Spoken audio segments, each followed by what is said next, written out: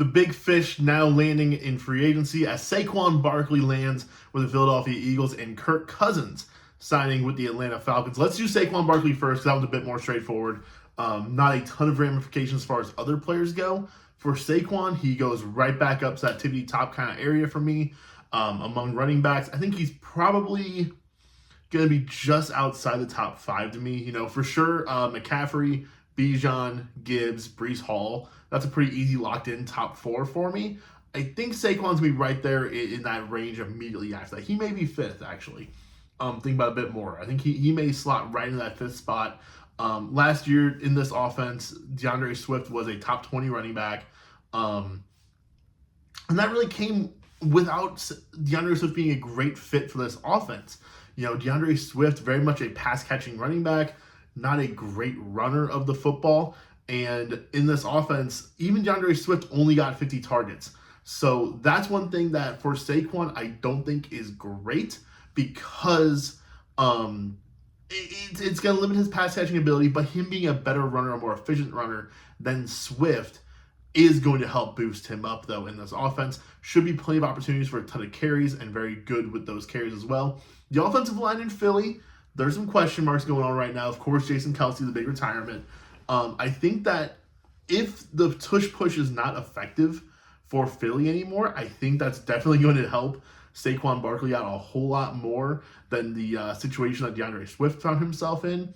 And Saquon's coming from an offense where touchdowns really were not a thing he could rely on in the past, right? So Saquon has always kind of been a big-time pass catcher, but just a very good overall player. Even, in a bad situation there in New York, he was always able to kind of find a way to come through for the fantasy owners. For me, like I said, I think he slots probably right in that running back 5 slot. Now, let's shift gears. Let's talk Kirk Cousins, because this is the one that's going to have ramifications all over the place.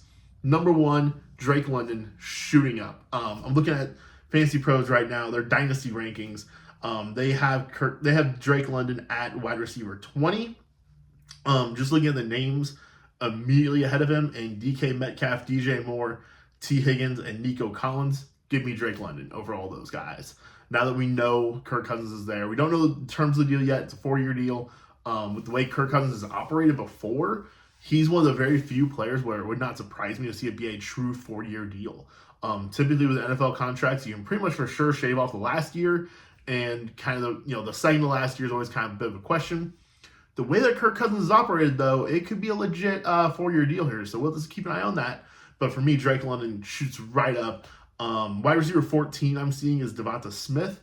I think that's a guy that Drake London should be right there neck and neck with. As far as Kyle Pitts goes, Cousins, he had a big year with Hawkinson last year, so there's definitely that ability in the offense with him. It's just going to be a better offense. They're going to throw the ball finally. It's going to be great and wonderful. Pitts, I think it depends on how you feel about Kyle Pitts, the player. Now that he does have this quarterback, though, I think that's an outstanding thing for him as well. He shoots right up the board. Probably, it's going to be tough between him and Trey McBride, I think, for me. Andrews and Kelce are obviously the top 2 for redraft purposes. Going into next year, once again, for me, I think Laporta will probably be my tight end 3. He could leapfrog Andrews. I think for me, I do prefer Andrews. It has nothing to do with the shirt I'm wearing. I promise you that. I think Kincaid and Pitts, we'll see where Brock Bowers winds up, and then Trey McBride. That's going to be kind of the crew right there as kind of the second tier of tight ends.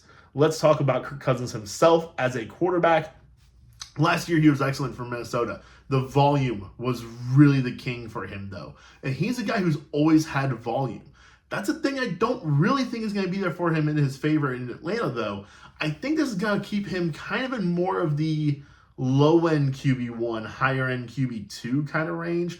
Almost think of like a Brock Purdy, because Kirk is not going to run the ball at all. He's not going to have anything with his legs.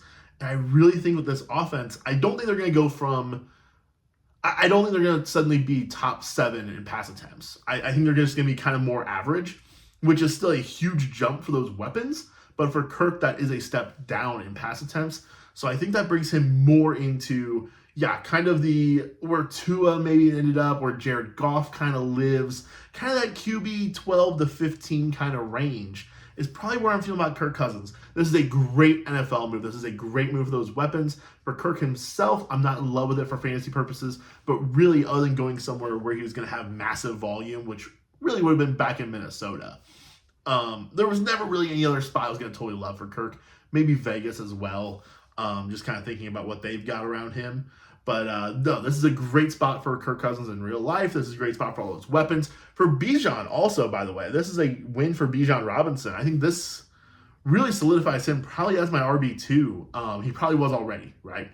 But adding Kirk Cousins in there, you know there's going to be some throws to the running backs then because Kirk's not a running quarterback himself.